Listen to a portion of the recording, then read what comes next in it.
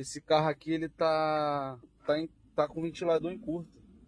Tá vendo aqui? Terra, certo? Fica em terra direto, não é, aqui era para ter positivo. Beleza? O que eu vou fazer agora? Vou ligar o ventilador, tá ligado a tomadinha. Vou desligar lá em cima lá a tomada do ventilador, certo? Aí eu vou desligar, tu vai ver que vai voltar. Aí, desliguei a tomada lá, positivo, certo? Aí vai voltar a funcionar aí. Eu botei esse outro comandozinho aqui porque era para testar o seu, mas o seu tá bom. Beleza? O problema é no ventilador mesmo. Aí desliguei lá, voltou positivo aqui que deveria.